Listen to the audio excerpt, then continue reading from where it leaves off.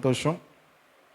ఉదయంలో కూడా గూగుల్ మీట్లో సేవకులతో మరి కలిసి వాళ్ళు కొత్తకోట పరిసర ప్రాంతాల్లో సేవ చేస్తున్న సేవకులకు యాక్చువల్గా మరి ఇప్పటి వరకు శుక్రవారం చెప్పాను, ప్రతి థర్స్డే మార్నింగ్ వాళ్ళతో దేవుని వాక్యము మరి పంచుకోవడానికి వాళ్ళు పిలిచారు కనుక రోజు అక్కడ చెప్పవలసింది కనుక మీరందరూ ప్రార్థన చేస్తున్నారు. దాన్ని బట్టి వందనాలు. దేవుడు మరి అలాగే పరిచర్యలో వాడుకుంటున్నాడు. మరి దేవుని వాక్యంలోనికి వెళ్దాం. ఫిలిప్పీ పత్రిక 4వ అధ్యాయము 17వ వచనం చూద్దాము. ఫిలిప్పీ పత్రిక 4వ అధ్యాయము 17వ వచనము. 17 అమ్మ క్షమించి 3:17. సహోదరులారా, మీరు నన్ను పోలి నడుచుకునుడి, మేము మీకు మాదిరి ఉన్న ప్రకారము నడుచుకున్న వారిని మేము మీకు మాదిరి ఉన్న ప్రకారం నడుచుకున్న వారిని గురిపెట్టి చూడుడి. అనేకులు క్రీస్తు సిలువకు శత్రువులుగా నడుచుకొనిచున్నారు. వీరిని గూర్చి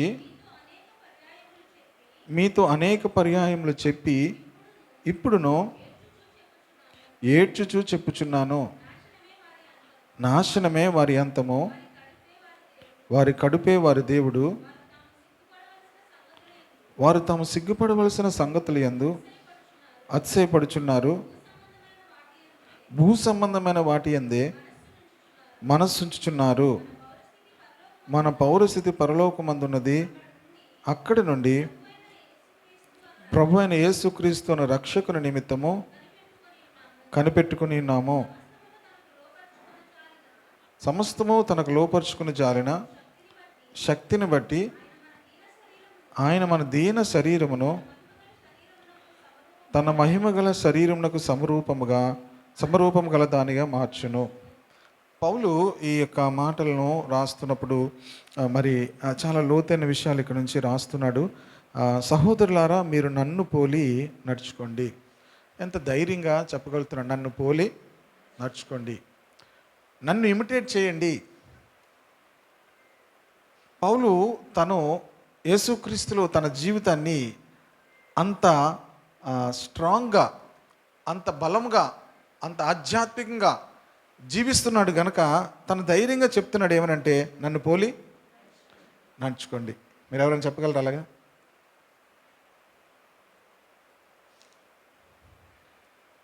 ఎవరైనా చెప్పగలరు నన్ను పోలి అంటే? తన జీవన విధానము అంతా కూడా ప్రతీదీ కూడా ఒక మాదిరిగా తను జీవిస్తున్నాడు. విశ్వాసులకు తను మాదిరిగా జీవిస్తున్నాడు కనుక మనందరము కూడా రెండు విషయాలు, మనం ఆత్మీయంగా జీవించాలి, రెండవది మాదిరిగా కూడా జీవించాలి. మనం ఆత్మీయంగా జీవించాలి, అట్ ద సేమ్ టైం మాదిరిగా జీవించాలి. మరి నేను పరలోకంకి వెళ్ళాలంటే ఎవరు నాకు మాదిరి, ఎవరిని పోలి నడవాలి? పౌలు అన్నాడు, నేను క్రీస్తును పోలి నడుచుకున్న ప్రకారము మీరు నన్ను పోలి నడుచుకోండి. 1 కొరింథీ పత్రిక 11వ అధ్యాయంలో ఈ మాట చెప్తాడు. నేను క్రీస్తును పోలి ఏం చేస్తున్నాను? నడుచుకుంటున్నాను. మీరు నన్ను పోలి నడుచుకోండి. ఎన్నోసార్లు చెప్పాడు ఈ మాటను పౌలు, నన్ను పోలి నడుచుకోండి అన్న ఒక మాటను. అలాగే నేను మీకు మాదిరిగా నేనున్నాను అని. కనుక ప్రతి క్రైస్తవుడు కూడా ప్రభువును పోలి నడవాలి, అట్ ద సేమ్ టైం మనము ఇతరులకు మాదిరిగా ఉండాలి. హల్లెలూయా. ఈ లోకము ఏం ఆశపడుతుందంటే ఒక మాదిరికరమైన జీవితం చూడాలి. మనం చెప్తాము కానీ ఏం చూడాలనుకుంటున్నారంటే లోకము మాదిరి చూడాలి. లోకం ఏం చూడాలి? మాదిరి చూడాలి. మాదిరి చూస్తే వాళ్ళకి ఈజీగా నడవగలుగుతారు కదా. ఏదైనా మాదిరి చూస్తే వాళ్ళు ఏం చేస్తారు? ఈజీగా నడవగలుగుతారు. అసలు ఆత్మీయత అంటే ఏంటి? క్రైస్తవత్వం అంటే ఏమిటి? క్రైస్తవ జీవితం ఎలా ఉంటుంది? క్రైస్తవులు అంటే ఎలా జీవించాలి? వాళ్ళు ప్రతి ఒక్కరు కూడా ఏం చూస్తారంటే మాదిరి చూస్తారు. మాదిరి లేకపోతే ఏం చేస్తారు? చాలామంది క్రైస్తవులు ఏముండదంటే మాదిరి ఉండదు. క్రైస్తవులకి ఏముండదు? మాదిరికరమైన జీవితం ఉండదు. తిమోతికి పౌలు చెప్తూ 5 విషయాల్లో మాదిరి ఉండాలి ప్రతి క్రైస్తవుడు అని చెప్పాడు. ఎన్ని విషయాలు? 5 విషయాల్లో మాదిరికరంగా ఉండాలి. ప్రతి క్రైస్తవుడు కూడా ఎన్ని విషయాల్లో మాదిరికరంగా ఉండాలి? 5 విషయాలు. ఏంటో తెలుసు ఎవరికైనా? చూడండి, 1 తిమోతి పత్రిక 4వ అధ్యాయము 11 వచనం నుంచి.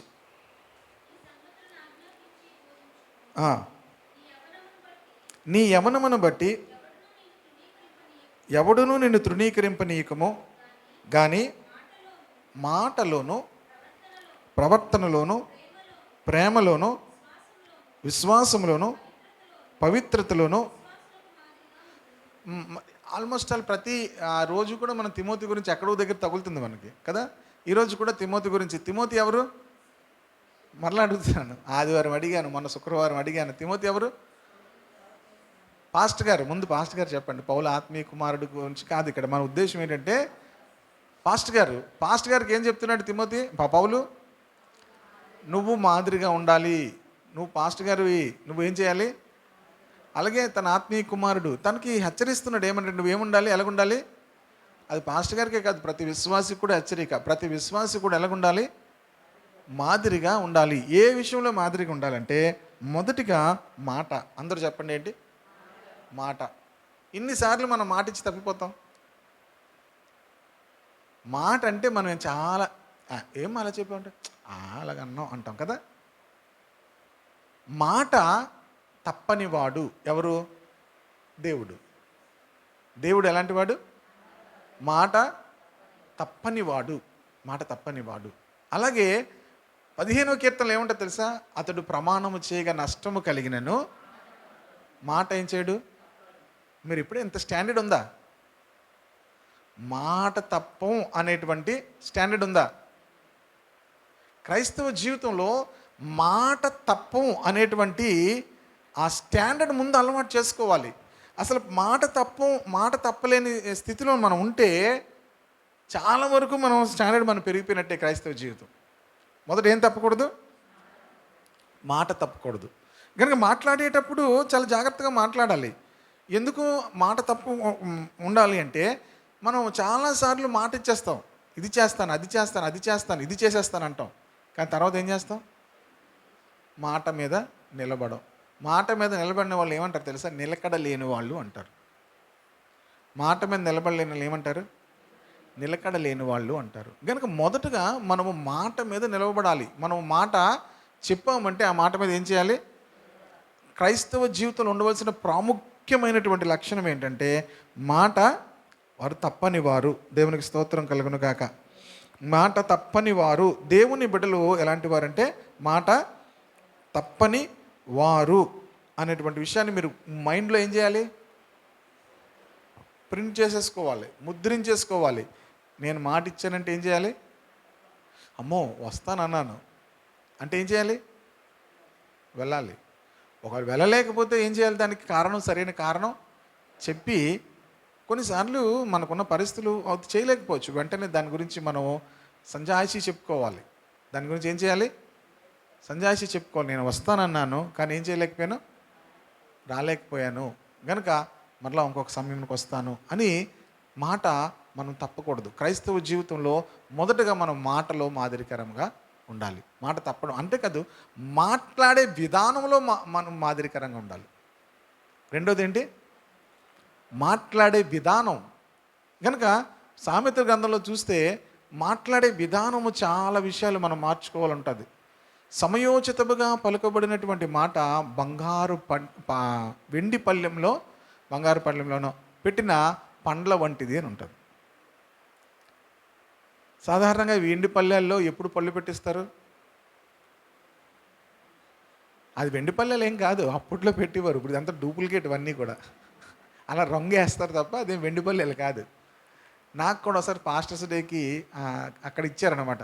ఆ వెండి పళ్ళెం కాదు, అది అలా డెకరేట్ చేసి అందులో ఫ్రూట్స్ అవి కూడా పెట్టి ఇచ్చారు. కనుక దేవుని బిడ్డల యొక్క మాటలు సమయోచితముగా ఉండాలి. ఎలా ఉండాలి? సమయోచితముగా ఉండాలి. అంతేకాదు, వినువారికి మేలు కలుగునట్లు క్షేమాభివృద్ధికరమైన మాటలు మాట్లాడాలి. అంటే మన మాటలు ఇతరులకు ఏం కలిగించాలి? క్షేమాభివృద్ధి కలిగించాలి. అంతేకాదు, అవసరమును బట్టి మాట్లాడమని అన్నాడు. కొంతమంది నాన్ స్టాప్ ఏంటి మాటలు ఎలా మాట్లాడతారు? వాళ్ళకి ఆపలేం, వాళ్ళకి ఏమేయలేము, బ్రేక్ వేయలేము. కానీ బైబిల్ చెప్తుంది మన మూతికి తాళాలు వేయమని బైబిల్ చెప్తుంది. ఏమేమని చెప్తుంది? తాళాలు వేయమని చెప్తుంది. కనుక మనము మాటలు అవసరమును బట్టి మాట్లాడాలి. అలాగే మాట్లాడే మాటలన్నీ కూడా ఏం చేయాలి? ఎవరు వింటున్నారో వాళ్ళకి క్షేమం ఉండాలి. ప్రతి చెత్తంతా తీసుకెళ్ళి ప్రతి ఒక్కరు వేసేయకూడదు. మన దగ్గర బోల్డ్ చెత్త ఉంటుంది. ఆ చెత్త అంతా వెళ్ళిన వాళ్ళ ఇంటికి వెళ్ళి వేసేస్తామా?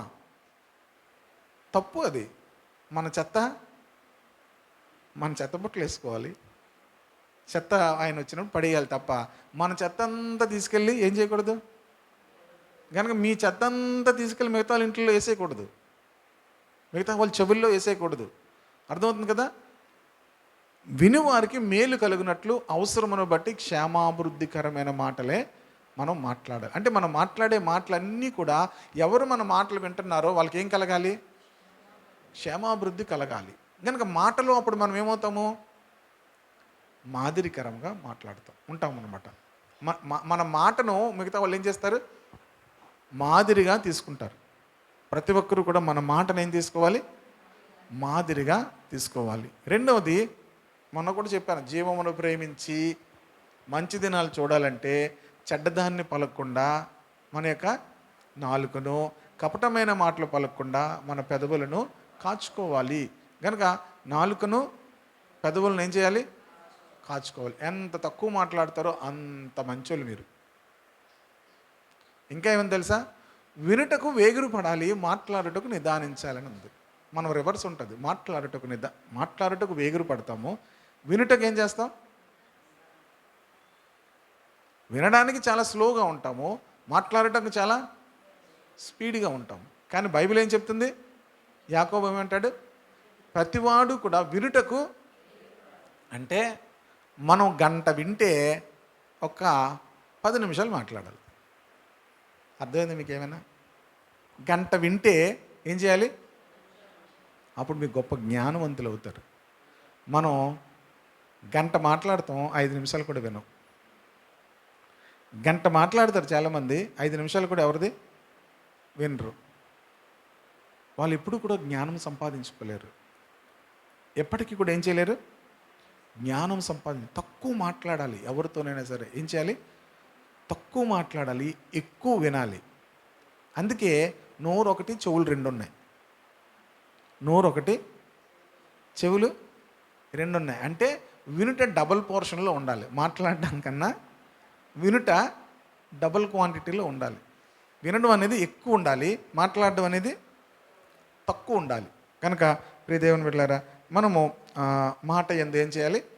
మాదిరికరంగా ఉండాలి. చాలా జాగ్రత్తగా మాట్లాడాలి. మన నోట్లోంచి ముత్యాలు వచ్చేస్తే కొంతమంది చూడండి, మాట్లాడరు బాబు, ముత్యాలు ఏమి వచ్చేస్తేమో మాట్లాడంటారు. అలాగ ఉండాలి. మాట్లాడితే ఏం రావాలి? మన నోట్లోంచి ముత్యాలు వచ్చినట్టుగా ఉండాలి. ప్రైజ్ ద లార్డ్, హల్లెలూయా. అంటే మిగతా వాళ్ళు మాట్లాడితే ఏం రావాలి? ముత్యాలు వస్తాయన్నట్టుగా చూడాలన్నమాట. దేవునికి స్తోత్రం కలుగును గాక. తర్వాత రెండోది ఏంటి? ఎందులో మాదిరి? ప్రవర్తనలో మాదిరికరంగా ఉండాలి. మొదటికి మాటలో ఏమవ్వాలి? మాదిరిగా ఉండాలి. రెండవది క్రైస్తవ జీవితము, మన ప్రవర్తన చాలా మాదిరికరంగా మార్చుకోవాలి. కనుక మీరు బయటికి వెళ్తున్నారా? వెళ్తుంటే మీరు గమనించాలి. ఏంటి తెలుసా? మిమ్మల్ని అనేక కళ్ళు చూస్తున్నాయి. మిమ్మల్ని ఎన్ని కళ్ళు చూస్తున్నాయి? అనేకమైన కళ్ళు చూస్తున్నాయి. మీరు అనుకుంటే నన్ను ఎవరు చూస్తున్నారని మీరు అనుకుంటారు. ఇవే వరే అంటారు మీరు. కానీ మీ కళ్ళు, ఎంతోమంది మీ కళ్ళు చూస్తున్నాయి. ఎంతోమంది, ఎన్నో కళ్ళు మిమ్మల్ని చూస్తున్నాయి, ఎన్నో చెవులు మీ మాటలు వింటున్నాయి. రేపు పొద్దున్న మీరు ఏసే తెలుసు, మొన్న ఏంటి ఏసే అంటుంది ఏంటి, ఏమే మొన్న ఏమన్నది, మొన్న ఏం మాట్లాడింది, మీరు ఇప్పుడు ఏసే అన్నారు అనుకోండి, ఇంక ఏసే మాట వినరు. ఎవరు గుర్తొస్తుంటారు మీకు? ఏంటి ఏంటి అన్నారు చూసారా, అది గుర్తొస్తుంటుంది. కనుక మన ప్రవర్తన ఏమవుతుంది? అందరూ గమనిస్తున్నారు. మన ప్రవర్తన ఏం చేస్తున్నారు? అందరూ గమనిస్తుంటారు. చెప్పరు, మీరు మిమ్మల్ని గమనిస్తున్నారని ఎవరు అనరు, కానీ మీ ప్రవర్తన ప్రతి ఒక్కరూ చూస్తున్నారు. Everyone is observing. మీ యొక్క ప్రవర్తనని వాళ్ళు జాగ్రత్తగా గమనిస్తూ ఉంటారు. ఆ క్రిస్టియన్ కాండక్ట్ అది ప్రతి ఒక్కరూ గమనిస్తుంటారు. చాలా జాగ్రత్తగా భయముతో మనము నడుచుకోవాలి. అందుకే భయముతో ప్రవర్తించాలి. ఎందుకంటే మనము ఎక్కడైనా మన ప్రవర్తన బాగోపోతే అల్టిమేట్గా ఏది దెబ్బతింటుందో తెలుసా? మనం మాదిరికరంగా ఉండలేం. మన జీవితాలను దేవుడు ఏం చేయడు తెలుసా? మాదిరికరంగా చెప్పడు. పౌలు అంత ధైర్యంగా చెప్పగలుగుతున్నాడు, నన్ను పోలి మీరు నడుచుకోండి, నేను క్రీస్తును పోలి నడుచుకున్న ప్రకారము మీరు నన్ను పోలి నడుచుకోండి. ఇది ఒక్కరోజుతో ఏమి అయిపోదు. ప్రతిరోజు మన ప్రవర్తన ఏం చేయాలి? మార్చుకుంటూ ఉండాలి. మీరు చెప్పండి, ఈ మధ్యకాలంలో నా ప్రవర్తన ఏం మార్చుకున్నాను నాకు చెప్పొద్దు. మీరు ఒకసారి క్వశ్చన్ వేసుకోండి. ఈ మధ్యకాలంలో, ఈ నెల రోజుల్లో నేను నా ప్రవర్తనలో ఈ విషయాన్ని మార్చుకున్నాను. ఈ మధ్యకాలంలో కాదు, నేను నిన్న మొన్న ఈవేళ నేను మార్చుకున్న విషయాలు నన్ను అడిగితే నేను చెప్తాను. దేవుని వాక్యం చదువుతున్నప్పుడు, దేవుని వాక్యం వింటున్నప్పుడు, దేవుని వాక్యం మన ప్రవర్తనను ప్రతిదినము కూడా మారుస్తూ ఉంటుంది. ఈ మధ్యకాలంలో నా ప్రవర్తన మారిందండి అని మీరు ఎప్పుడైనా అనుకున్నారా? అంటే మీరు మార్చుకుంటే మీకు తెలుస్తుంది, ఈ విషయంలో నేను ఇలా ఉండకూడదు, ఈ విషయంలో ఇలా మాట్లాడకూడదు, ఓహో ఇలా మాట్లాడితే ఇలా తప్పుగా అర్థం చేసుకుంటారనమాట, ఇలా మాట్లాడితే ఇలా తప్పు అవుతుందన్నమాట అనేటువంటి విషయాలను మనము తెలుసుకున్నప్పుడు వెంటనే ఏం చేయాలి? మార్చుకోవాలి. మన ప్రవర్తనను ఏం చేయాలి? మన ప్రవర్తనను మార్చుకోవాలి. చాలా కేర్లెస్గా మనం ప్రవర్తిస్తాం, చాలా కేర్లెస్గా మనం మాట్లాడతాం. కేర్లెస్ వర్డ్, కేర్లెస్ క్యారెక్టర్ అనేది చాలా ప్రమాదకరమైనది. కనుక మన ప్రవర్తన ఏం చేయాలి? తరచూ మార్చుకుంటూ ఉండాలి. అనుదినము మనము దేవుని యొక్క బిడ్డలముగా మన ప్రవర్తనను మార్చుకోవాలి. ఎందుకంటే దేవుడు మనల్ని ఏం చేస్తున్నాడు? మాదిరికరముగా లోకానికి చూపిస్తాడు. నా కుమార్తె, నా కుమారుణ్ణి చూడు, నా కుమారుణ్ణి చూసి మార్చుకో అంటాడు. నా కుమార్తెని చూసి మార్చుకో. ఇప్పుడు దేవుని బిడ్డలారా, సాతానుకే చెప్పాడు దేవుడు యోబుని గురించి. ఎవరి గురించి చెప్పాడు? యోబు గురించి సాతానుకు చెప్పాడు. నా కుమారుని చూసావా ఎలా మాట్లాడతాడో, నా కుమారుని చూసావా ఎలా ప్రవర్తిస్తాడో. ఇప్పుడు దేవుని బిడ్డలారా, మీ పిల్లల గురించి మీరు భలే చెప్తారు కదా, అది భలే పాడుతాడని చెప్తారు కదా. పిల్లల గురించి ఏం చెప్తారు? భలే పాడుతాడు, భలేగా మాట్లాడతాడు చెప్తాం లేదు అందరు పిల్లల గురించి. ఇప్పటికి మీ అమ్మగారు చెప్తుంది, నువ్వు పాలు ఇస్తున్నాడు, పాలు పేక ఇసిరిసి వడుగురా అని. అదేదో పెద్ద గొప్ప, నువ్వు చెప్పకమ్మ తల్లి, అదేదో గొప్పలాగా. పాలు తేవడం లేట్ అయితే మళ్ళీ తెచ్చిన వెంటనే ఇసిరిసి ఉన్నట్ట చిన్నప్పుడు చెప్తుంటుంది. అప్పుడేమో ప్లాస్టిక్లు ఉండేవి కాదు, ఓన్లీ గాజు సీసాలు, ఇసిరిసి ఉన్నట్ట. చాలులే అమ్మా, అదేదో ఘనతలా చెప్తావు అంటే. ఇప్పుడు దేవుని అంటారా, మన పిల్లలు చేసినవి చాలాసార్లు ఏం చేస్తాము? చెప్పుకుంటూ ఉంటాము. అవి పాల చేసా చేసేయడం వల్ల ఎవరికి లాభం? అలాంటివి కాదు. మన పిల్లలు చేసేవి ప్రభువు నామానికి మహిమ తెచ్చేవిగా ఉండాలని మనం కోరుకోవాలి. అలా కాకపోయినప్పుడు చెప్పడం వేస్ట్. మిగతావి ఏవేవో చెప్తే ఏముంది? ప్రియ దేవుని బిడ్డలారా, రాత్రి 12 గంటల దాకా సినిమా చూస్తాడండి అంటే దానికి వల్ల ఏం లాభం? అలాంటి వాటి వల్ల మనకు ప్రయోజనం లేదు. అయితే యోబుని గురించి దేవుడు చెప్తున్నాడు, నా కుమారుడైనటువంటి నా సేవకుడైన యోబుని చూసావా, అతడు ఎలా ప్రవర్తిస్తున్నాడో చూసావా అని సాతానుతో చెప్తున్నాడు. దేవునికి ఒక ఆశ, తన పిల్లల గురించి సాతాను దగ్గర కూడా దేవుడు సాక్ష్యం ఇచ్చాడు. హల్లెలూయా. మన గురించి దేవుడు అలాంటి సాక్ష్యం చెప్పేటట్లుగా మనం ప్రవర్తించాలి. ఇది ఒక ఛాలెంజ్, సవాల్గా తీసుకోవాలి. మనం ఏదో వస్తున్నాం, వెళ్తున్నాం, ముసుగేసుకుంటున్నాం, భక్తి గట్టిసేపు ప్రార్థన చేస్తున్నాం, ఇవన్నీ ఎవడు చూడ్డు. నువ్వు ఎంతసేపు ప్రార్థన చేసావు, ఎవడికి లాభం? నువ్వు ప్రార్థన చేస్తే నీకే లాభం. ఎవడు చూస్తాడు మనం ప్రార్థన చేస్తే? ఇక్కడ ఎవరు చూస్తాడు మనం ప్రార్థన చేస్తే? బయట ఎవరైనా చూస్తారా? మన ప్రవర్తన చూస్తారు. మీ ప్రవర్తన బయట ప్రజలు చూస్తారు. మనం నడుస్తున్నప్పుడు మన ప్రవర్తన చూస్తారు. ఆ ప్రవర్తన చూసి క్రైస్తవులంటే ఇలా ఉంటారు, మీరు క్రైస్తవులా అని అడగాలి. Praise the lord. మీ ప్రవర్తన చూసి. Praise the lord. హల్లెలూయా. కనుక మన ప్రవర్తనలో మాదిరికరంగా ఉండాలి. మూడోది, ప్రేమలో మాదిరికరంగా ఉండాలి. ఎందులో? ప్రేమ. క్రైస్తవ జీవితంలో అత్యున్నతమైనది ఏమైనా ఉందంటే అదేంటి? ప్రేమ.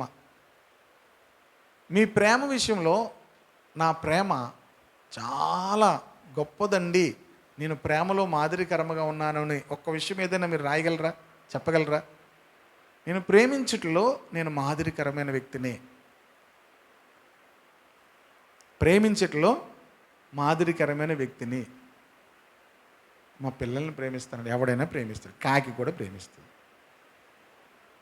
కుక్క ప్రేమిస్తుంది, తెలుసా మీకు? కుక్క పిల్లల్ని కుక్క ప్రేమిస్తుంది.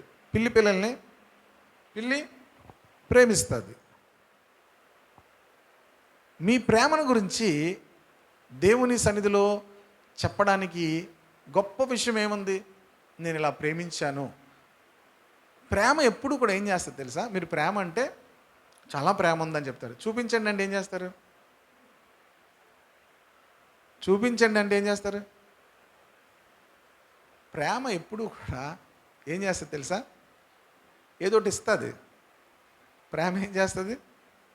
మీ ప్రేమ ఎంత ఉందో ఎలా తెలుస్తుంది? మీరు ఏమైనా ఇస్తే తెలుస్తుంది. ఎవరికైనా మీరు ఏమైనా ఇస్తే తెలుస్తుంది.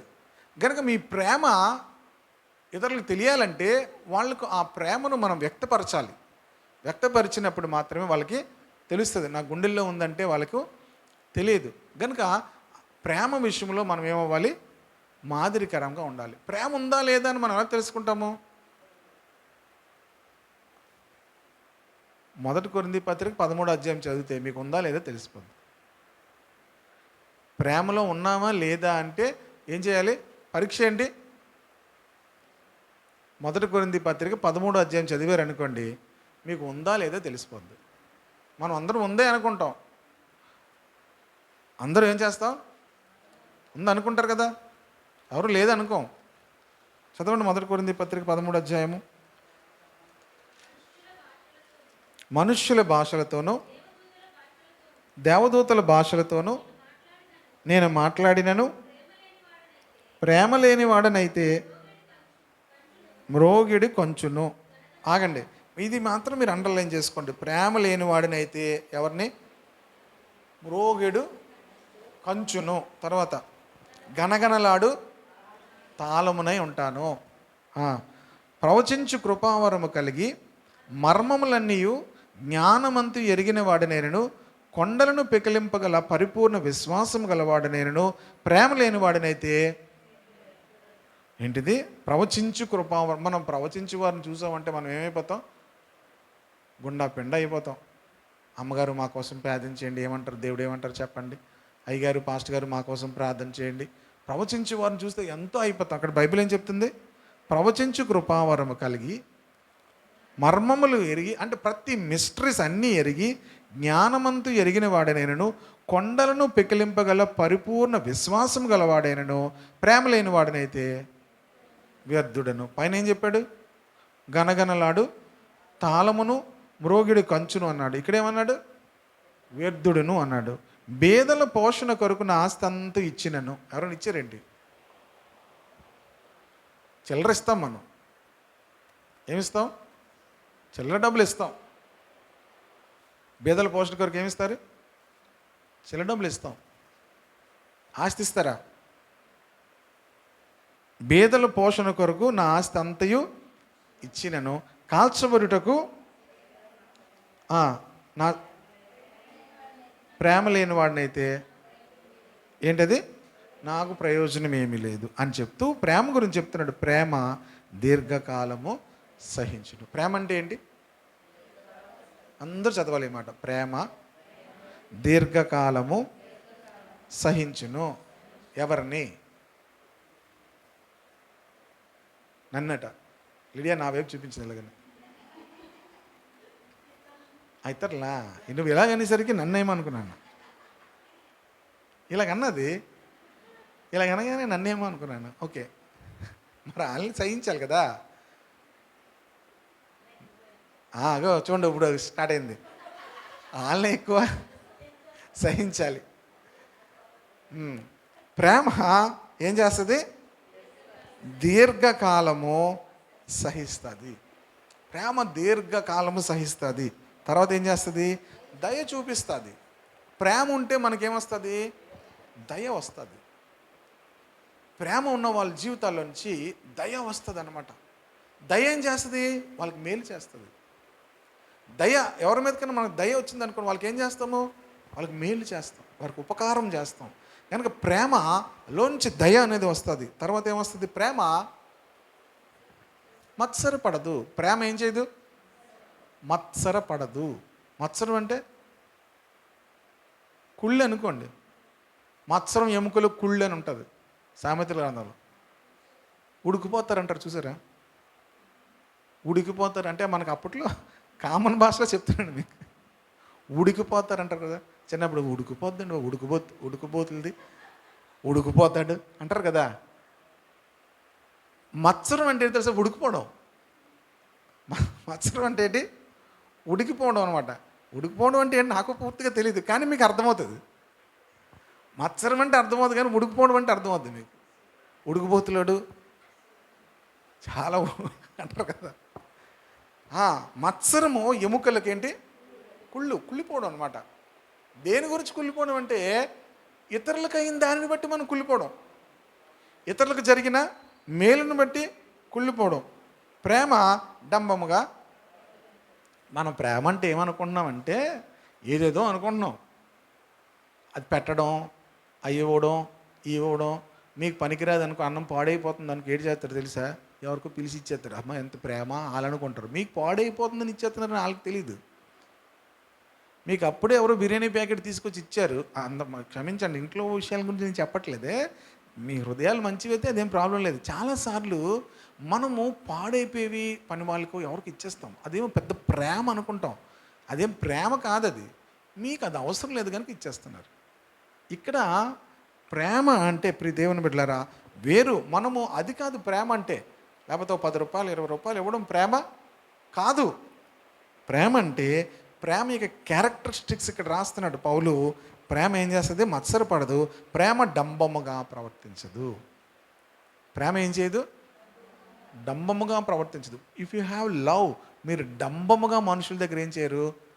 ప్రవర్తించరు. డంబముగా. డంబం అంటే ఏంటి? డంబం అనగానే మేకపోతుకు పోల్చాడు జ్ఞాని అని సొలొమోను. మేకపోతే ఎలా నడుస్తుంది తెలుసా?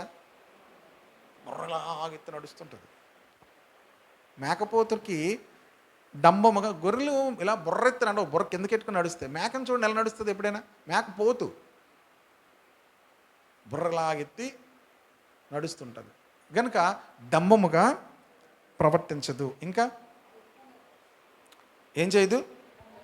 ఉప్పొంగదు. ఉప్పొంగడం అంటే ఉడికిపోవడం కాదు, ఇది వేరు. ఉడికిపోవడం వేరు, వాళ్ళు కుళ్ళిపోతారు. ఉప్పొంగడం అంటే ఏంటి తెలుసా? వాళ్ళకున్న దాన్ని బట్టి వాళ్ళు ఉప్పొంగిపోతుంటారు. చాలామంది వాళ్ళకున్న దాన్ని బట్టి ఏం చేస్తుంటారు? ఉప్పొంగిపోతుంటారు. ఉప్పొంగదు. ప్రేమ ఏం చేయదు? ఉప్పొంగదు. ఇంకా అమర్యాదగా నడవదు. అమర్యాదగా నడవదు ప్రేమ. తర్వాత స్వప్రయోజనం విచారించుకొనదు. ప్రేమకి ఏముండదు? స్వప్రయోజనము విచారించుకొనదు. ఇది ఎవరిలో ఎక్కువ కనిపిస్తుంది అంటే తల్లిలో కనబడుతుంది. తల్లిలో ఏమవుతుంది? కనిపిస్తుంది. ఏంటో తెలుసా? స్వప్రయోజనం వారు విచారించుకోరు. సాధారణంగా ఏ తల్లి కూడా పిల్లలు తినకముందు తినరు. అలాగే అంటారు, కరెక్ట్గానే అన్నమాట. పిల్లలు తినకుండా తల్లులు ఏం చేయరు? తండ్రులు తినేస్తారు సాధారణంగా. కానీ తల్లి మాత్రం పిల్లలు తినకుండా ఏం చేయదు? తినదు. ఎందుకో తెలుసా? ఆ ప్రేమ. అవి ఏం చేయాలి? వాడు తిన్నాక మిగిలిన తిందాం అనుకుంటారు. మీరు ముందే తినేసారంటే మరి మీరు నేను చేయలేను.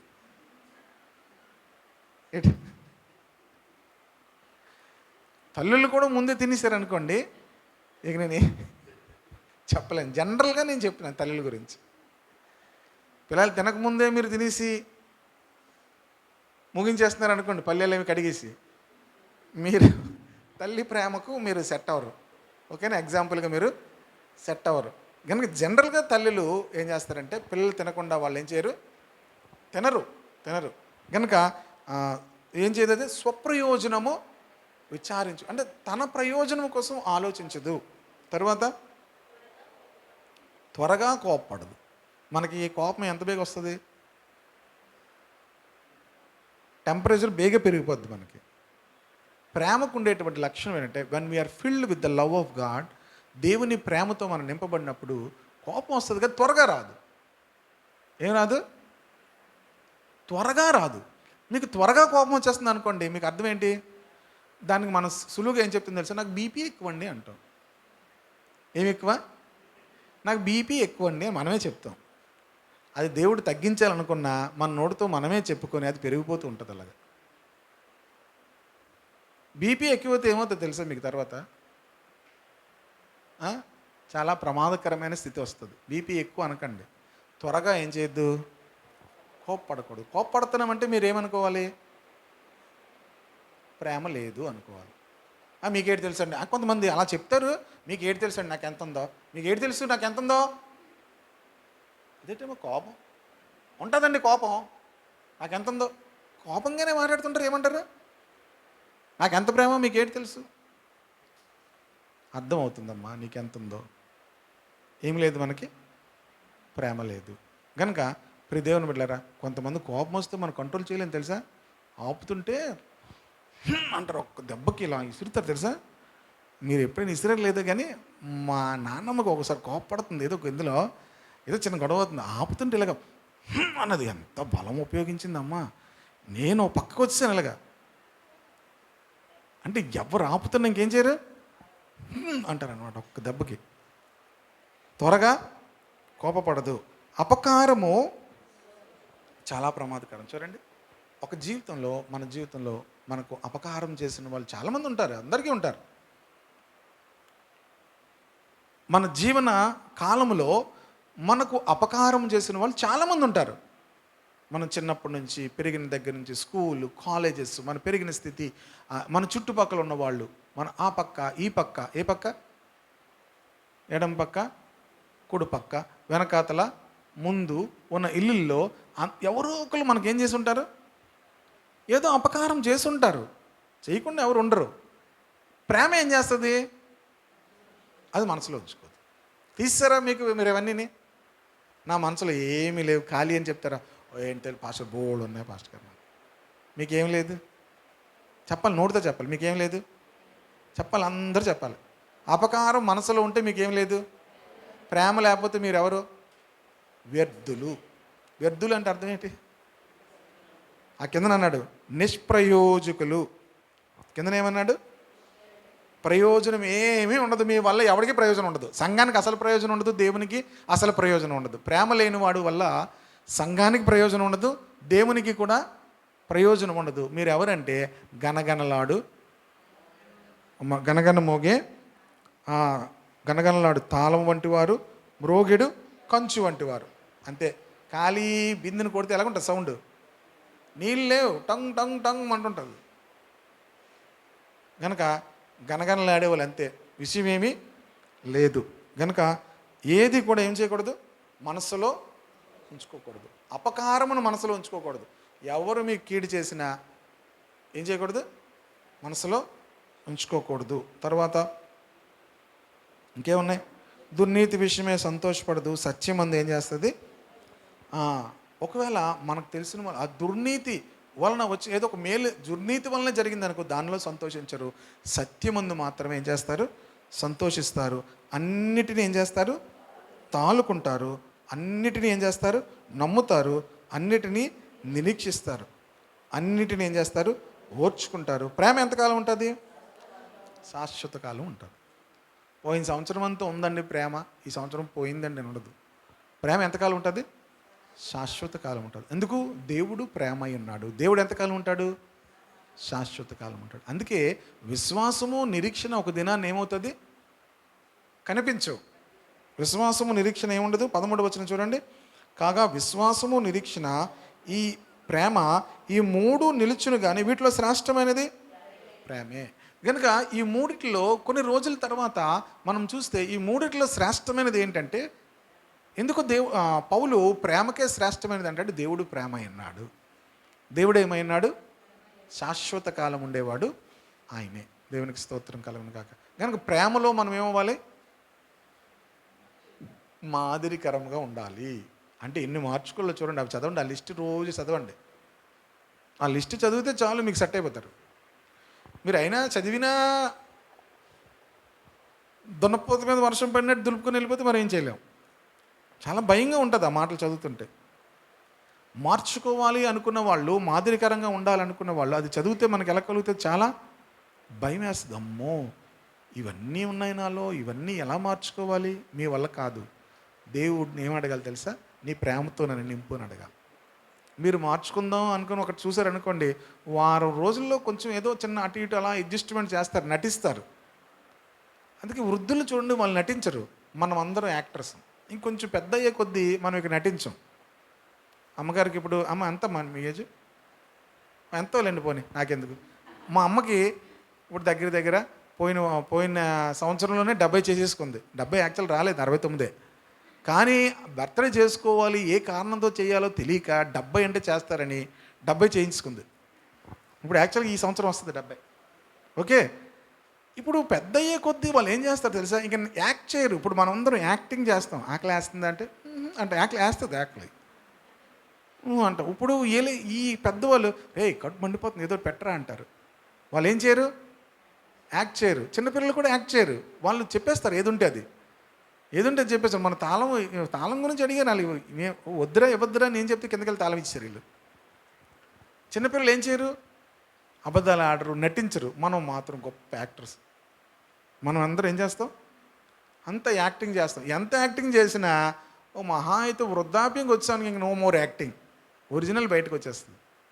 ఇంక కంట్రోల్ చేసుకోలేం. అంటే యాక్టింగ్ ఎందుకు చేస్తామంటే కంట్రోల్ చేసుకోగలుగుతాం కనుక. మన హావ భావాలను ఏం చేస్తాం? బాధపడ్డావంటే ముఖం తెలిసిపోతుంటుంది, అయినా కూడా అంటుంటాం. ముఖం ఫేస్ ఇది ఇండికేషన్ ఆఫ్ హార్ట్. ముఖంలో తెలిసిపోతుంటుంది, కానీ దాన్ని మనం ఏం చేస్తాం? యాక్ట్ చేస్తాం, మ్యాక్సిమం యాక్ట్ చేస్తాం. కానీ ఇంకా పెద్ద అయ్యే కొద్ది ఏం చేయలేం, ఇంక నటించలేం. కనుక ప్రేమ అనేది నటిస్తే అవ్వదు. ప్రేమ అనేది రావాలి లోనికి. ఎవరి ద్వారా వస్తుంది? పరిశుద్ధాత్మ ద్వారా వస్తుంది. మీరు ఏం చేయాలంటే, ప్రభువా నాలో ఏం లేదు, దేవుని దగ్గర కూడా నటించేశారనుకోండి మీరు, ప్రభువా నేను చాలా ప్రేమమైన, దేవుడు ఏమీ ఇవ్వడు మీకు. దేవుని దగ్గరికి వెళ్ళి ఏం చెప్పాలి తెలుసా? ప్రభువా నాలో ఏం లేదు, ప్రేమ లేదు, నేను గనగనలాడు తాళమును, మ్రోగెడు కంచును, నేను వ్యర్థుడను, నేను ఇంకా నిష్ప్రయోజకుడును అని ఒప్పుకొని నాకేం కావాలి? ప్రేమ కావాలి. నాకు ఇలాగంటే ఇలా కోపం వచ్చేస్తుంది ప్రభువా, నాలో మత్సరం ఉంది, నాలో ఇంకా ఈ పరిస్థితి ఉంది, నాలో అపకారమును మనసులో ఉంచుకునే పరిస్థితి ఉంది అంటే ఏం లేదు, ప్రేమ లేదు. ప్రభుని ఏం అడగాలి? నీ ప్రేమతో నన్ను నింపు ప్రభువా అని అడగాలి. అది దేవుని ప్రేమ, మనుషుల ప్రేమ కాదు అది. ఇది ఎవరి ప్రేమ? దేవుని ప్రేమ. దేవుడు తన ఆత్మ ద్వారా మన హృదయాల్లోకి ఏం చేస్తాడంటే తన ప్రేమను కుమ్మరిస్తాడు. హల్లెలూయా. అప్పుడు మనం ఏం చేయగలుగుతామంటే, మనం ప్రేమిస్తాం కానీ మనం చెప్తాం ఇది నా ప్రేమ కాదు, నేనేం చేయలేదు, దేవుడు నాలో ఉన్నాడు కనుక నేను చేయగలిగానంట. హల్లెలూయా. అవును, మీరు చెప్తారు నేను ఎంత ప్రేమిస్తానో తెలుసా అనరు. నేను ప్రేమించలేను, దేవుడు నాలో ఉన్నాడు కనుక నేను ప్రేమించగలుగుతున్నానంట. హల్లెలూయా. నేను క్షమించలేను కానీ దేవుడు నాలో ఉన్నాడు కనుక నేను క్షమిస్తున్నాను. నేను అపకారం నేనేమి మనసులో పెట్టుకోలేనంత వ్యక్తిని కాదు, కానీ దేవుడు నాలో ఉన్నాడు కనుక నేను అపకారం తీసేసుకుంటున్నాను. కనుక ప్రభువు యొక్క ఆత్మ మనల్ని ప్రేమతో నింపుతాడు. హల్లెలూయా.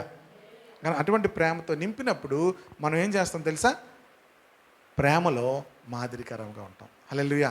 దేవుని బిడ్డలైన వారందరూ ప్రేమలో ఏమవ్వాలి? మాదిరికరంగా ఉండాలి. మాటలోను, ప్రవర్తనలోను, తర్వాత ప్రేమలోను, తర్వాత ఇంక దేంట్లోని? విశ్వాసంలో. క్రైస్తవ జీవితం అంతా కూడా విశ్వాసం మీద ఆధారపడింది. క్రైస్తవ జీవితం అంతా కూడా దేని మీద ఆధారపడింది? విశ్వాసం మీద ఆధారపడింది. ఈ విశ్వాసం ఎప్పుడు తెలిసిందంటే ప్రియ దేవుని బిడ్డలారా, మనలో ఎంత విశ్వాసం ఉందని మనకి వ్యతిరేకంగా పరిస్థితులు జరుగుతున్నప్పుడు ప్రభువుని యందు నమ్మిక ఉంచినప్పుడు ప్రభు అన్నాడు నమ్మిక మాత్రం ఉంచుము అన్నాడు. అక్కడ సిచ్యువేషన్ ఏమైందంటే చనిపోయారు, కానీ ఏమన్నాడు? నమ్మిక మాత్రము ఉంచు. నువ్వు నమ్మిన ఎడల దేవుని మహిమను చూస్తావు. నమ్మడం అంత సులువా? అక్కడ కాదు. ఎందుకంటే ఆల్రెడీ లాజరు ఏమయ్యాడు? చనిపోయాడు. కానీ విశ్వాసము అనేది ప్రియ దేవుని బిడ్డలారా, మనము దేవుని యందు ఉంచినప్పుడు, మనకు వ్యతిరేక పరిస్థితులు మన జీవితంలో ఎదురవుతున్నప్పుడు మన విశ్వాసము ప్రజలు చూస్తారు. ఇన్ని పరిస్థితులు వచ్చాయి, అయినప్పుడు కూడా వారు దేవుని యందు నమ్మిక ఉంచారు. ఆ నమ్మిక, ఆ విశ్వాసము ప్రజలకు మాదిరికరంగా ఉంటుంది. అంటే దేవుని నమ్మితే దేవుడు సిగ్గుపరచడనమాట అని వారికి అర్థమవుతుంది. హల్లెలూయా. ఇన్ని క్లిష్ట పరిస్థితుల మధ్యలో, ఇన్ని సమస్యల మధ్యలో వారు దేవుని యందు విశ్వాసం ఉంచి నడుచుకున్నారు కనుక వారి దేవుడే వారిని ఏం చేశాడు? విడిపించాడు. వారి దేవుడే వారిని స్వస్థపరిచాడు. వారి దేవుడే వారిని ఆశీర్వదించాడు. కనుక మనలో నుంచి ప్రజలు ఏం చూడాలంటే విశ్వాసం చూడాలి. హల్లెలూయా. ఏం చూడాలి? విశ్వాసం చూడాలి. కనుక ఇస్సాకు అబ్రహాములో ఉన్నటువంటి విశ్వాసాన్ని చూసుంటాడు కదా. తన కుమారుని బలిస్తున్నప్పుడు విశ్వాసము, ఇస్సాకు అబ్రహాములో ఉన్నటువంటి విశ్వాసాన్ని చూసుంటాడు. విశ్వాసం వెనక అతల గొప్ప విధేయత ఉంటుంది. హల్లెలూయా. దేవుడు చేయమన్నది మనం చేస్తాం.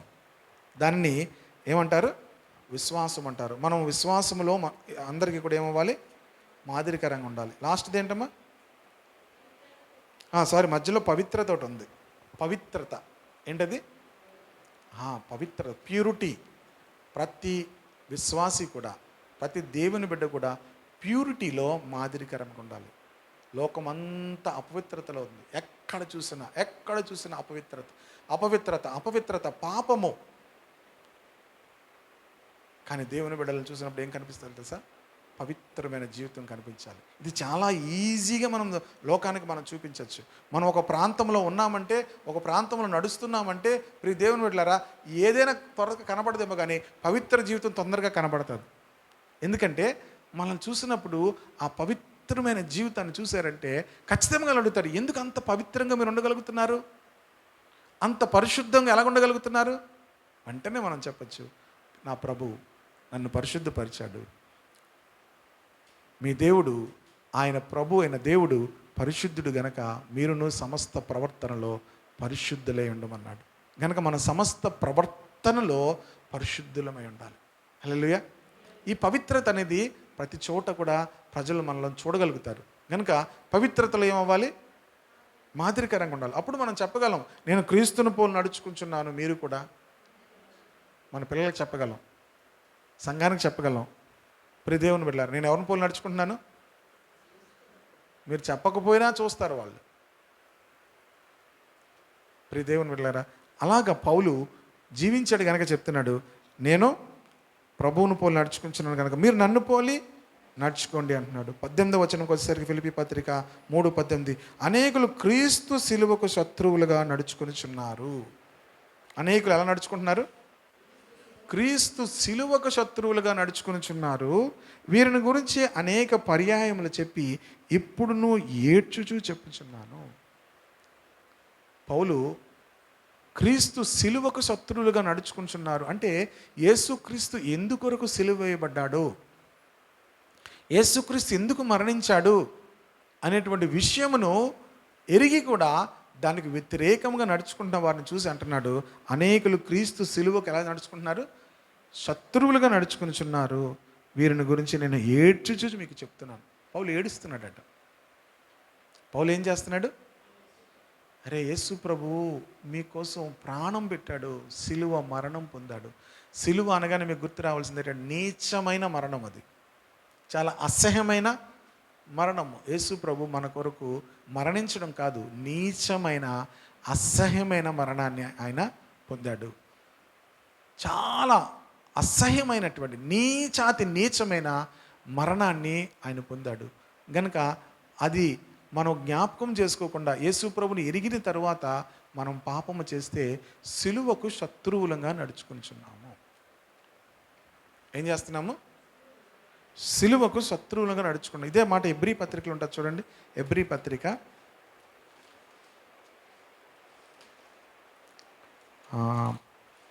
10వ అధ్యాయము 29వ వచనం. 10వ అధ్యాయం 29వ వచనం. ఇట్లుండగా దేవుని కుమారుని పాదములతో త్రొక్కి తాను పరిశుద్ధపరచబడుటకు సాధనమైన నిబంధన రక్తమును అపవిత్రమైనదిగా ఎంచి కృపకు మూలమగు ఆత్మను తిరస్కరించిన వాడు. చూడండి, యేసుక్రీస్తు రక్తమును అపవిత్రమైనదిగా ఎంచి కృపకు మూలమగు, ఈ మాటలన్నీ దేనికోసం రాశాడంటే దేవుని కుమారుని పాదములతో త్రొక్కి అంటున్నాడు. కనుక సిలువను గూర్చిన శత్రువులు అంటే దేవుని కుమారుని పాదములతో తొక్కి. అదే 6వ అధ్యాయం 6వ వచనంలో ఏమంటారు తెలుసా? ఇలాగా దేవుని దివ్యవాక్యమును రాబో యుగ సంబంధమైన శక్తుల ప్రభావమును అనుభవించిన తర్వాత తప్పిపోయిన వారు తమ విషయంలో దేవుని కుమారుని మరలా సిలువ వేస్తున్నారు. అంటే యేసుప్రభు ఎన్నిసార్లు సిలువ వేయబడాలి? ఒకసారి సిలువ వేయబడాలి. యేసుప్రభుని ఎరిగి యేసుప్రభుని రక్షకునిగా అంగీకరించిన తరువాత మరలా తప్పిపోతే వాళ్ళు ఏం చేస్తున్నారు? మరలా సిలువ వేస్తున్నారు. అంటే సిలువకు వాళ్ళు ఏం చేస్తున్నారు? శత్రువులుగా నడుచుకున్నారు. అందుకే పౌలు అంటున్నాడు వాళ్ళ గురించి, నేను ఏడ్చుచు చెప్పుచున్నాను, నాశనమే వారి అంతము. వారి అంతం ఏంటి? నాశనమే. ఇక వాళ్ళని ఎవరు కూడా ఏం చేయలేరు, అదే అర్థం. నాశనమే వారి అంతం అంటే వారిని ఎవరు కూడా బాగు చేయలేరు. నాశనమే వారి అంతము అని చెప్తే ఏమంటున్నాడు? వారి కడుపే వారి దేవుడు. వాళ్ళకి ఏం దేవుడు? వాళ్ళకి మిగతా అనవసరం. వాళ్ళకి ఏం కావాలి? పొట్ట నిండాలి, అంతే. ఏం నిండాలి? లోకం గురించి అనవసరం, పాపం గురించి అనవసరం, ఏం పోతుందని పొట్ట నిండితే చాలు వాళ్ళకి. వారి కడుపే వారి దేవుడు. వారు తాము సిగ్గుపడవలసిన సంగతులు యందు అతిశయపడుతున్నారు, భూ సంబంధమైన వాటి యందే మనసు ఉంచుతున్నారు అని చెప్తూ ఏమంటాడంటే మన పౌరస్థితి పరలోకమునందున్నది. అందరూ కూడా ఏం చేస్తున్నారంటే భూ సంబంధమైన వాటి అందే మనసు ఉంచుతున్నారు.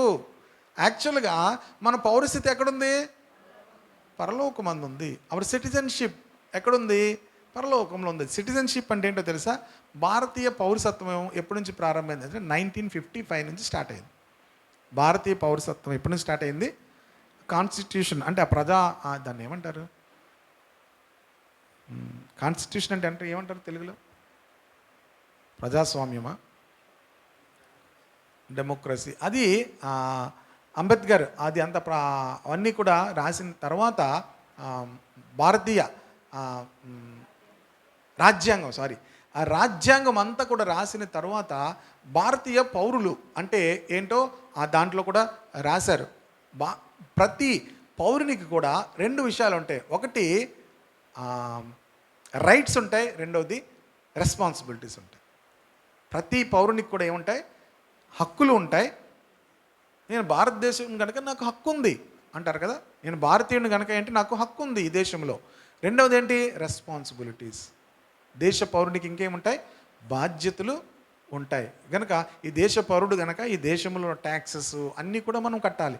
అలాగే మనకు హక్కులు కూడా ఉన్నాయి. కనుక అవన్నీ ఇప్పుడు చెప్పడానికి కానీ మనం పరలోక సంబంధమైన పౌరులు కనుక పరలోక సంబంధంలో పరలోక రాజ్యంలో మనకు కొన్ని హక్కులు ఉన్నాయి. అట్ ద సేమ్ టైం బాధ్యతలు కూడా ఉన్నాయి. మనం ఎవరు? ఇప్పుడు పరలోక సంబంధమైన పౌరులము. మనం ఎవరము? మన పౌరస్థితి ఎక్కడుంది? పరలోకం ఉంది. అందరిది ఉందా? అందరికీ ఉందా పాస్పోర్ట్? పరలోక పాస్పోర్ట్ ఉందా? పాస్పోర్ట్ అని అంటారు, గ్రీన్ కార్డ్. మనం ఎక్కడ వాళ్ళము? పరలోక సంబంధమైన మనుషులు, అవునా? కానీ భూ సంబంధమైన మనుషుల్లా బతుకుతున్నారు అంటున్నాడు ఇక్కడ. పౌరస్థితి ఏమి ఎక్కడుంది? మనుషులు ఎలా జీవిస్తున్నారు? కొడుపే దేవుడు. క్రీస్తు సిలువకు శత్రువులుగా బ్రతుకుతున్నారు, మాదిరికరముగా జీవించట్లేదు. గనుక వాళ్ళ గురించి ఏడ్చు చెప్తున్నాను. యాక్చువల్గా మన పౌరస్థితి పరలోకంలో ఉంది. ఆల్రెడీ దేవుడు మన పౌరస్థితి ఎక్కడిచ్చాడు? పరలోక పౌరస్థితి ఉంది. అమెరికన్ సిటిజన్షిప్ కాదు, యూకే సిటిజన్షిప్ కాదు, హెవెన్లీ సిటిజన్షిప్. హల్లెలూయా. మనకి ఏ సిటిజన్షిప్ ఉంది? పరలోకపు సిటిజన్షిప్ ఉంది. ప్రైజ్ ద లార్డ్ అని చెప్తూ అక్కడి నుండి మన ప్రభు అయిన యేసుక్రీస్తు రక్షకుని నిమిత్తం కనిపెట్టుకొని ఉన్నాము. ప్రభు మనలందరినీ కూడా మనకి ఎక్కడ సిటిజన్షిప్ ఉందో అక్కడ తీసుకొని వెళ్ళిపోవడానికి ఆయన రాబోతున్నాడు. గనుక దాని కొరకు మనం ఏం చేస్తున్నాం? కనిపెట్టుకుంటాం. ఆదివారం కొన్ని విషయాలు చెప్తాను కనుక దీని గురించి ఎక్కువ వివరాలు చెప్పను. ఆయన వచ్చి ఏం చేస్తారంటే సమస్తమును తనకు లోపరుచుకుని జాలిన శక్తిని బట్టి ఆయన మన దీన శరీరములను తన మహిమ గల శరీరమునకు సమరూపము గల దానిగా మార్చేస్తాడట. మనది ఎలాంటి శరీరాలు అంటే దీన శరీరాలు. దీనం అంటే దీనులను కాదు, చాలా బలహీనమైన శరీరాలు. మనలో అంత దీనత్వం ఉండదు. కొంతమంది అంటారు దీనులు అంటే అర్థం ఏంటో తెలుసా? నేను దేనికి అర్హుడను కాను, నేను అయోగ్యుడను ప్రభువా అంటారా? దీనుడిని అంటారు. ఇప్పుడు నేను అయోగ్యుడని అంటారా? ప్రభువా ఈ స్థితికి నేను అర్హుడను కాను ప్రభువా, ఈ చక్కటి ఆహారం, ఈ చక్కటి వసతి, ఈ చక్కటి నివాసము, ఈ చక్కటి వాటికి నేను అర్హుడను కాను ప్రభువా అన్నారనుకోండి, అప్పుడు మీలో దీనత్వం ఉంది. ఎవడ కోసం అంటారు అనుకోండి, మీకేముందో తెలుసా? కొంతమంది ఎవడ కోసం అంటారు. మీకేముందో తెలుసా? దీనత్వం అనేది సున్నా కూడా లేదు, మీకు మైనస్ అనమాట. నేను దేనికి అర్హుడను కాను, నాకున్న స్థితికి, నాకున్న ఈ ప్రతి పరిస్థితికి నేను అర్హుడను కాను, ఆయన దయ వలన, ఆయన కృప వలనే నేను ఈ స్థితిని కలిగి ఉన్నాను అన్నవాళ్ళు దీన మనస్సు కలిగిన వారు. హల్లెలూయా. దీన మనస్సు అనేది ఒక వస్త్రముగా పోలిస్తాడు పేతురు. దాన్ని ఏమంటాడు? అదొక వస్త్రం, అది కనబడిపోద్ది. వస్త్రం కనబడుతుందా లేదా? మనందరి వస్త్రాలు కనబడుతున్నాయి లేదా? దీనత్వం కూడా కనబడిపోద్ది. ఇది యాక్ట్ చేసినంత మాత్రానికి అవ్వదు. దీనత్వం ఏమవుతుంది? కనబడుతుంది. Praise the lord. హల్లెలూయా. గనుక ప్రియ దేవుని బిడ్డలారా, మన దీన శరీరములను అంటున్నాడంటే మన బలహీనమైన శరీరాలు ఇవి. ఈ శరీరం ఎలాంటిది? రోజు రోజుకి ఏమవుతుంది? రోజు రోజుకి ఏమవుద్ది? ఫస్ట్లో చూడండి, బర్త్డేలు భలే చెప్తారు. ఎంతరా అంటే 12, 13, 14. మన ఒక అమ్మాయి చెప్తుంది, అనియ 6-7 సంవత్సరాల నుంచి 36 చెప్తుంది అనియ. ఏజ్ ఎంత? 36 దాటట్లేదట. ఇక 6 సంవత్సరాల నుంచి 36 అలా దాటదు. 42కి వెళ్ళిపోవాలి కదా. అప్పుడు దాకా హుషారుగా చెప్తారు, ఇంక అక్కడి నుంచే చెప్పరు. ప్రతి దేవుని బిడ్డలారా, మనం ఏజ్ పెరుగుతున్న కొద్దీ మన శరీరాలు ఏమైపోతాయి? బలహీనమైపోతాయి. మనకు తెలుస్తుంది మనం బలహీనమయ్యామని మనకు తెలుస్తుంది. ఎందుకంటే మనం ముందున్నట్టుగా మనం అన్నీ చేయలేము. అన్ని పనులు ఇంతకు ముందు 12 బట్టలు ఉతికేసుకున్నాం, ఇప్పుడు ఎన్ని ఉతుకుతాం? వాషింగ్ మిషన్లో వేయడానికి కూడా అలసిపోతుంటాం కదా. ఒకప్పుడు ఎన్నో గిన్నెలు తోమేసేవాళ్ళం, ఎంత పనైనా చేసేసేవాళ్ళం. కానీ ఇప్పుడు that means you are growing. అంటే మనం ఏమవుతున్నాము? హౌ ఓల్డ్ ఆర్ యూ అంటే అర్థం ఏంటి? How old are you, what is your age అని అడగరు. How old are you. Okay, how old are you. కనుక ప్రియ దేవుని బిడ్డలారా, మనము మన శరీరాలు ఏంటి? బలహీనమైనవి. కానీ దేవుడు ఏం చేస్తారంటే తెలుసా? గుడ్ న్యూస్ ఏంటనుకున్నారు? ఆ దీన శరీరములను మహిమగల శరీరములుగా మారుస్తున్నాడు. ఎంతంటే ఆయన శరీరములకు సమరూపము గల దానిగా మారుస్తున్నాడు. అది గ్లోరీ. ఆయన అన్నీ లోపరుచుకుని జాలిన తన శక్తిని బట్టి తన మహిమగల శరీరమునకు సమరూపము గల దానిగా అంటే దేవునికి ఎలాంటి శరీరం ఉందో అలాంటి మహిమగల శరీరం మనకి ఇస్తాడు. మీకు వింటే సంతోషం అనిపించట్లేదా? ఎంత సంతోషం! ఈ శరీరం చూసుకుంటాం, అయ్యో ఇక్కడ ముడత వచ్చేస్తుంది, అక్కడ ముడత వచ్చేస్తుంది, ఇక్కడ మచ్చ ఉందా, అక్కడ మచ్చ ఉంది, తెగ బాధపడిపోతుంటాం. ఎంత బాధపడినా అది అలాగే ఉంటుంది. వెళ్ళే కొద్ది ఇంకేమవుతుంటుంది? ఇంకా మాసిపోద్ది, ఇంకా బలహీనమైపోద్ది. కానీ గుడ్ న్యూస్ ఏంటంటే ప్రభువు మన దీన శరీరములను ఏం చేస్తాడు? మహిమగల, అంటే మహిమగల శరీరం అన్నా బాగుండు, దేవునితో సమానమైనటువంటి సమరూపము గల దానిగా మారుస్తాడట. హల్లెలూయా. క్రిస్టియన్స్కి ఉన్నటువంటి హోప్ ఏంటో తెలుసా? క్రైస్తవులకు మనము దేవునితో సమానమైనటువంటి మహిమ కలిగిన రూపంలోనికి మార్చబడతాం. మనం మార్చుకోలేం, దేవుడు మారుస్తాడు. It's all about his grace, it's all about his kindness. అది ఆయన దయ, అది ఆయన కృప. మనము మన బలహీనమైనటువంటి శరీరాలను ఆయన తన రూపంలోనికి మార్చేస్తాడట. తనకి ఎలాంటి మహిమ ఉందో అలాంటి మహిమ గల శరీరాలుగా మారుస్తాడట. ఆమేన్. వింటుంటే ఎంత సంతోషంగా ఉంది కదా. అలాంటి క్రైస్తవ జీవితం దేవుడు మనకిచ్చాడు. ఆమేన్. మనం అనవసరమైన వాటి కోసము మనము కృంగిపోవాల్సిన అవసరం లేదు. అనవసరమైన వాటి కోసం ప్రాకులాడవలసిన అవసరం లేదు. భూ సంబంధమైన వాటి యందు మన మనస్సు పెట్టవలసిన అవసరం లేదు. ప్రియదేవుని బిడ్డలారా, అందుకే పౌలు అన్నాడు ఆ ముందు ఆ లెటర్లో, పెంటగా ఎంచుకుంటున్నాను అన్నాడు. ఇవన్నీ కూడా ఏమన్నాడు? పెంటగా అనుకుంటున్నాను ఇవన్నీ కూడా. ఎందుకంటే దేవుడు యొక్క మహిమను నేను చూడాలని ఆశపడుతున్నాను. ఆ మహిమ గల రూపంలోనికి నేను మనల్ని అందరికీ కూడా దేవుడు ఎలాంటి శరీరాలు ఇస్తాడంటే మహిమ గల శరీరాలు ఇస్తాడు. హల్లెలూయా. ప్రార్థన చేసుకుందాం అందరం కూడా. ఈరోజు అనేక విషయాలు మనం ధ్యానం చేస్తాను. ఎంత సమయం చెప్తాను అనుకోలేదు, కానీ మరి చాలా సమయమే చెప్పేశాను. అందరం కూడా ఒక నిమిషం ప్రార్థన చేసుకుని చివరిలో ఎంతో చక్కని మాటను మనం విన్నాము. మన శరీరాలు దినదినము బలహీనమైపోతున్నాయి.